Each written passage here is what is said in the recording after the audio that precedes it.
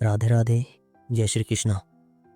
दोस्तों, आज हम आपको बताने जा रहे हैं पुत्रदा एकादशी के बारे में।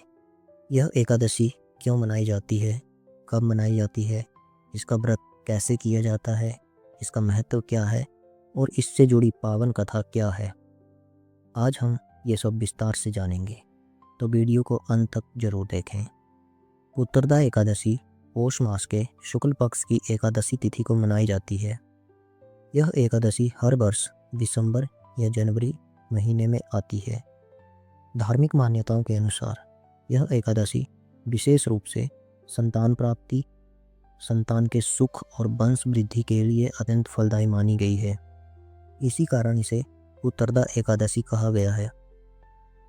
शास्त्रों में कहा गया है कि जो दंपति संतान सुख से वंचित हैं, यदि वे श्रद्धा, विश्वास और नियम पूर्वक पुत्रदा एकादशी का व्रत करते हैं तो भगवान श्री हरि विष्णु उनकी मनोकामना अवश्य पूरी करते हैं।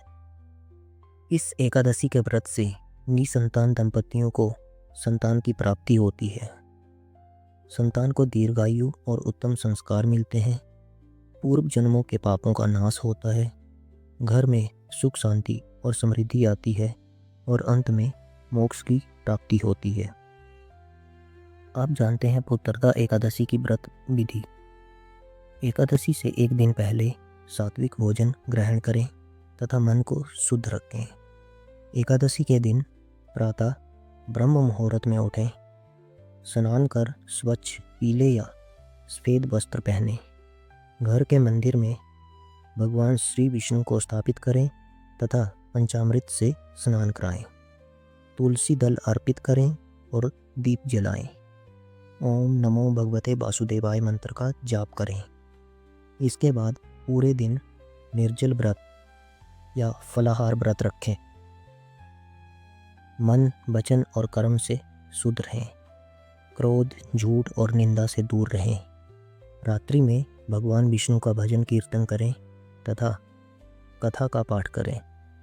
द्वादशी के दिन ब्राह्मण या जरूरतमंद को भोजन कराएं, दान दक्षिणा दें, फिर व्रत का पारण करें। अब बात करते हैं पुत्रदा एकादशी की संपूर्ण कथा की। प्राचीन समय में भद्रावती नगरी में एक प्रतापी राजा सुकृत्मा राज्य करते थे। उनकी पत्नी का नाम रानी शैब्या था।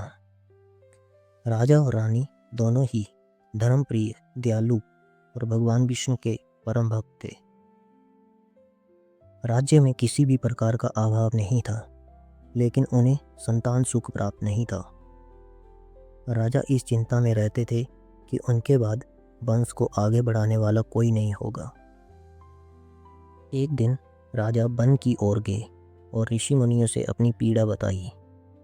तभी महर्षि लोमस ने कहा, राजन, यदि आप और रानी श्रद्धापूर्वक पौष शुक्ल एकादशी का व्रत अर्थात पुत्रदा एकादशी करें तो भगवान विष्णु अवश्य प्रसन्न होंगे। राजा रानी ने पूरे नियम और भक्ति भाव से पुत्रदा एकादशी का व्रत किया। रात्रि में जागरण किया और श्री हरि को स्मरण किया। भगवान विष्णु उनकी भक्ति से प्रसन्न हुए और स्वप्न में दर्शन देकर वरदान दिया, हे राजन, तुम्हें शीघ्र ही एक तेजस्वी धर्मात्मा पुत्र की प्राप्ति होगी। कुछ समय पश्चात रानी ने एक श्रेष्ठ पुत्र को जन्म दिया। पूरे राज्य में हर्ष और उल्लास फैल गया। इस कथा से हमें ये शिक्षा मिलती है कि सच्ची श्रद्धा और विश्वास से किया गया व्रत भगवान को अवश्य प्रसन्न करता है। तो दोस्तों, ये थी पुत्रदा एकादशी की विस्तृत जानकारी। अगर आपको यह जानकारी अच्छी लगी हो तो वीडियो को लाइक करें, शेयर करें और चैनल को सब्सक्राइब करें। जय श्री हरि विष्णु। धन्यवाद।